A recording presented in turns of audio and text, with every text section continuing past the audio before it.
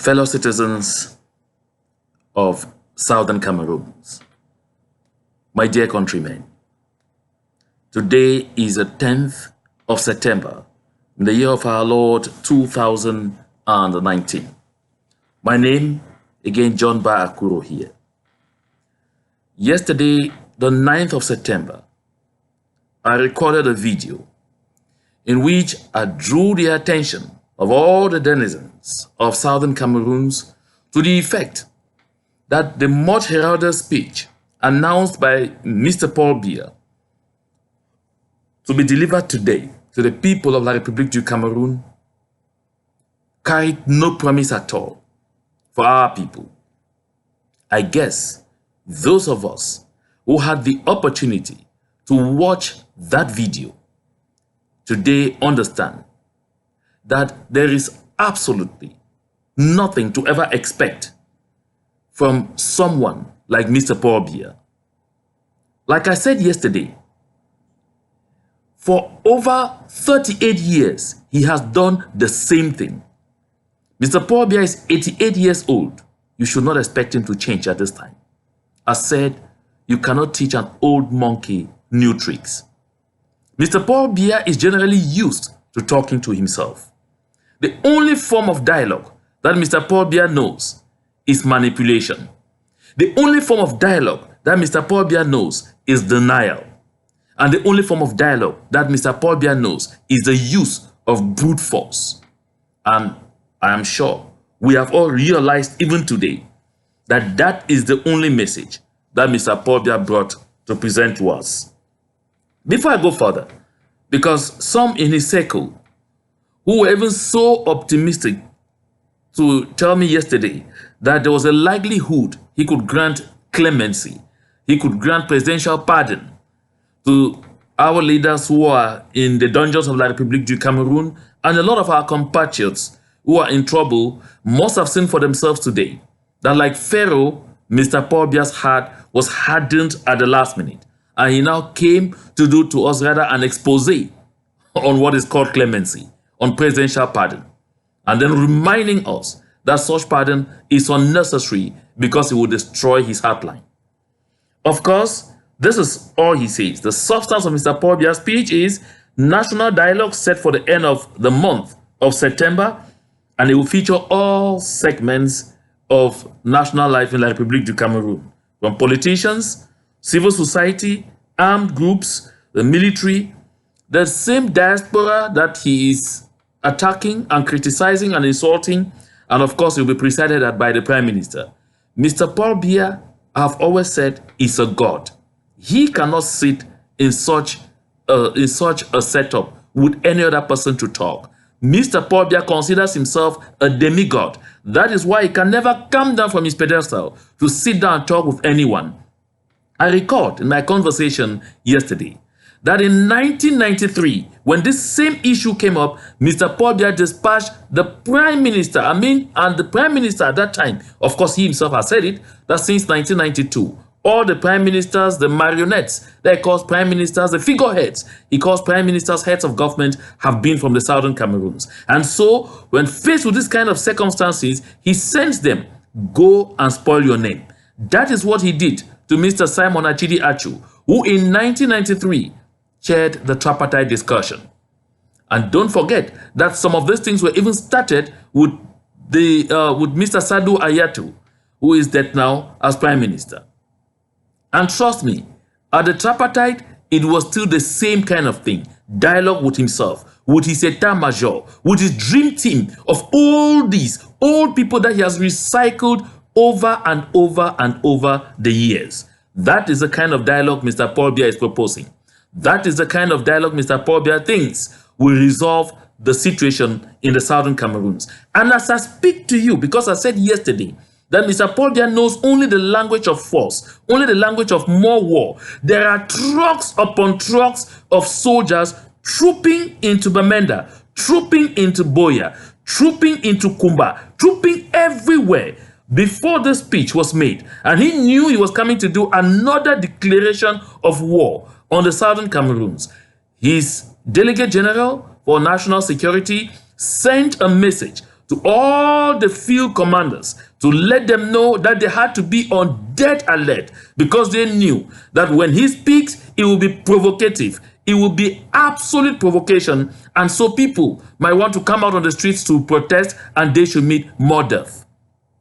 Even as I was preparing to listen to that speech, a reverend sister who's been a prayer warrior for our people long ago sent me a brief message. In that message, she said last night she was praying and she saw more basins, more buckets being brought in to seek blood. That's in the spiritual world, to seek blood. And at this time, the request for blood is more than the blood that has already been flowing. And so she knew that, and told me already, that the speech of today is going to be a speech that will simply draw more blood. My dear people, Mr. Paul Biya returns to what we have generally known to be the denial.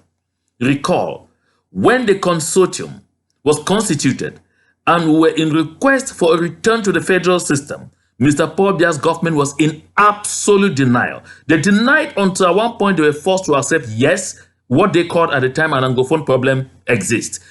3 years after today, Mr. Paul Biya comes back now to remind us that no, there is no such thing as marginalization. It does not exist.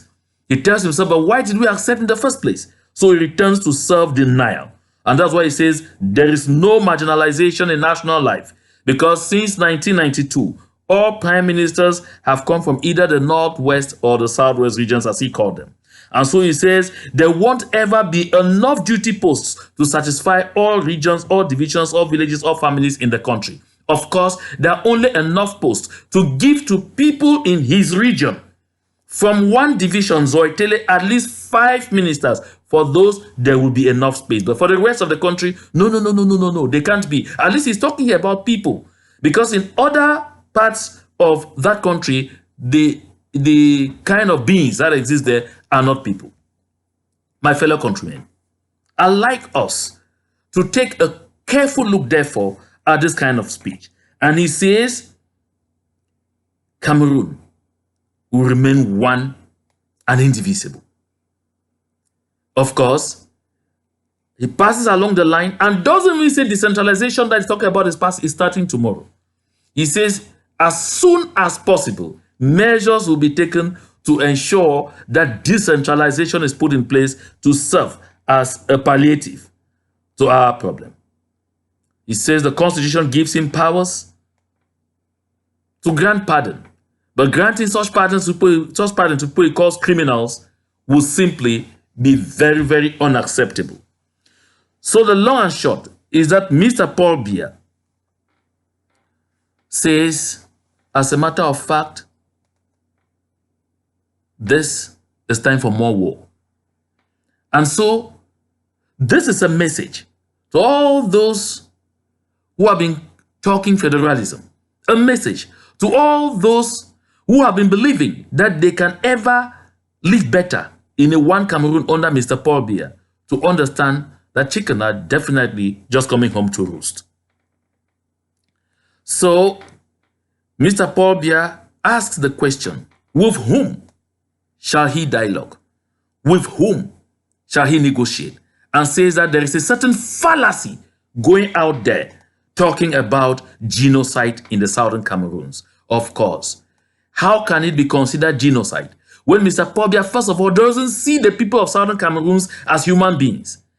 Killing beings whom, according to his own key lieutenants, like Okalia Bilai, are dogs, are roaches, whom, according to his people, are not human beings, are animals, cannot constitute genocide in the view of Mr. Paul Biya. No, that can't be genocide. So it is ridiculous for you to be talking about genocide in such circumstances. So Mr. Paul Biya says that even after we saw the mass burial of our people around Swa captured by 2 women who sat innocently in their homes, and so digging the suburb. This looks like plastic papers. It looks like, some funny ways. Why are they digging so much? And only for them to realize that there were corpses being poured from behind a truck, like you pour sand in somebody's building site to construct a house.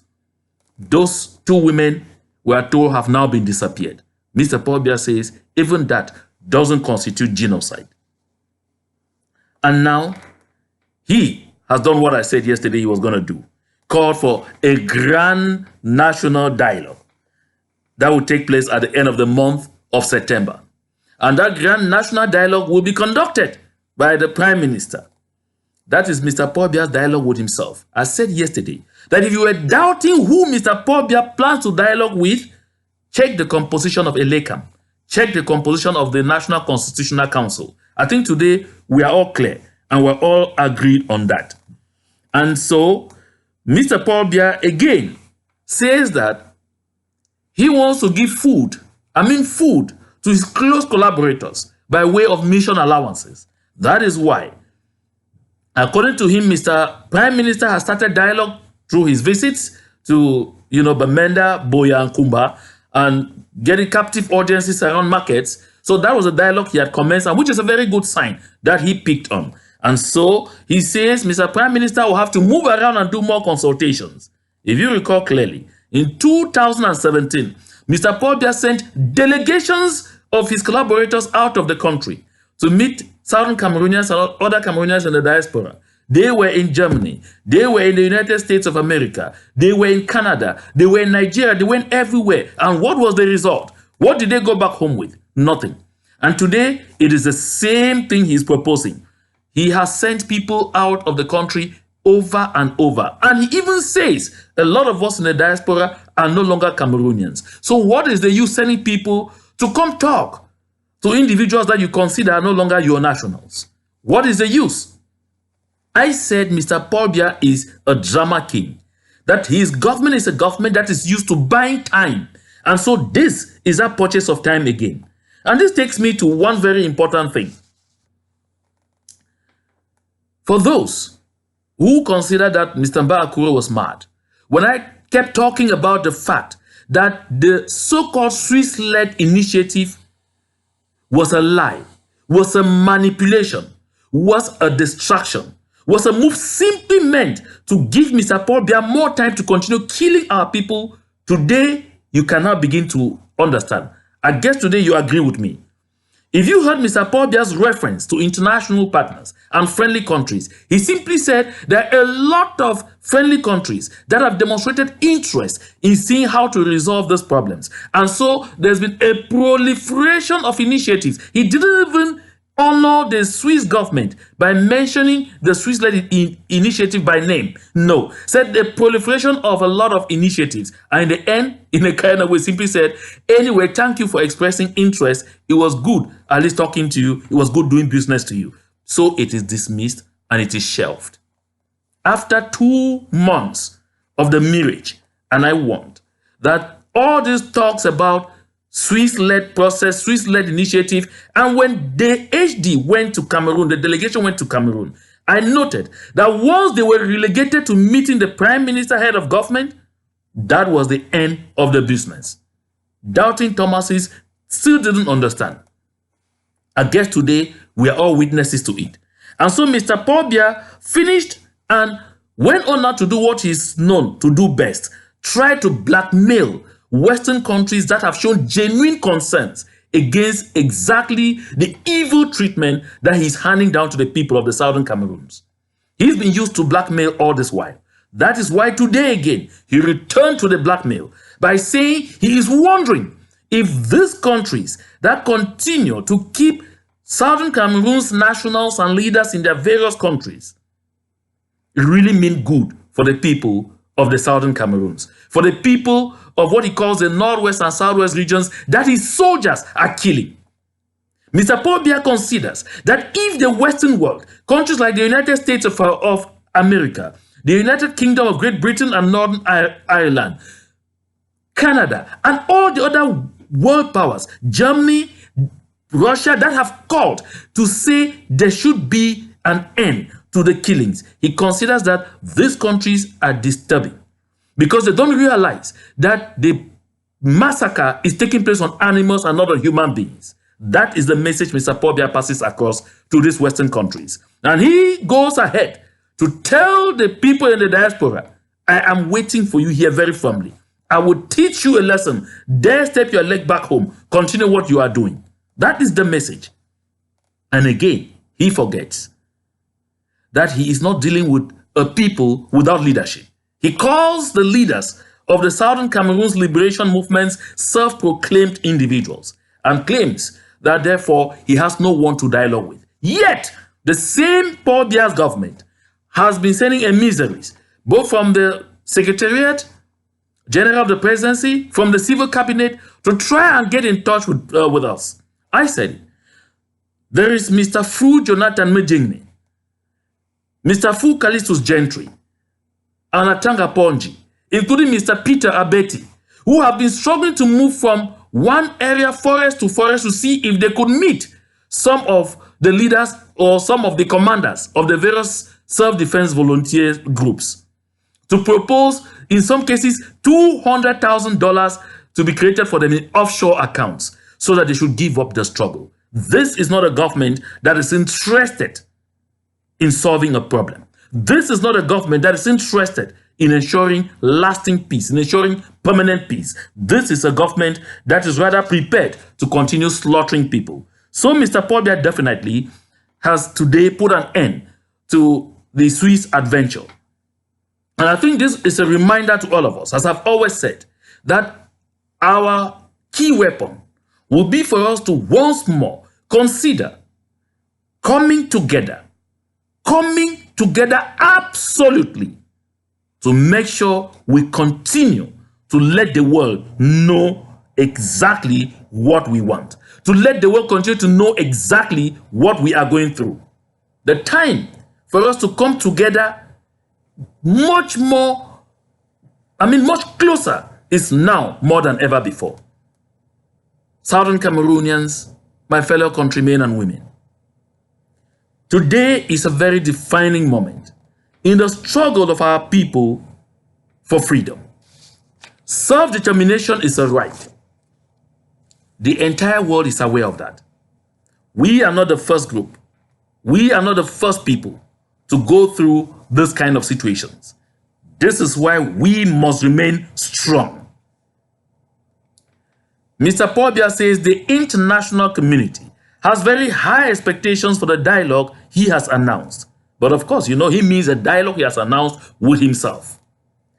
I said here yesterday, and I said it about 3 or 5 weeks ago, that Mr. Paul Biya is aware that with the UN General Assembly coming up, although the Southern Cameroons have not been enlisted, but things could happen.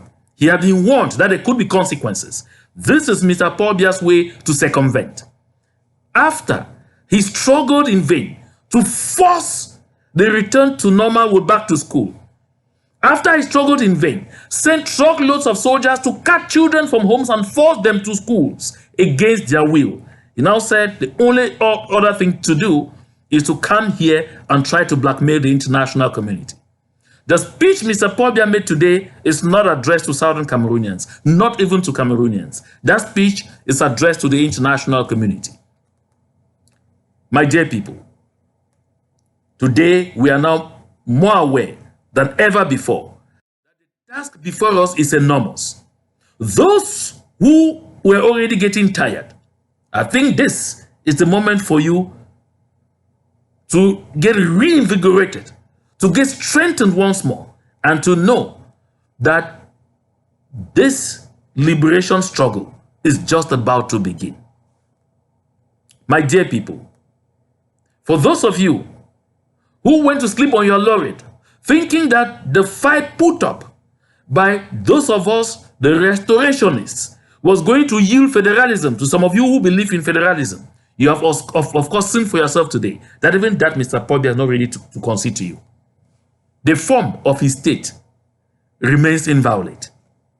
His Cameroon remains one and indivisible. And we have never disputed this. La République du Cameroun should remain one and indivisible. Nobody is trying to divide La République du Cameroun.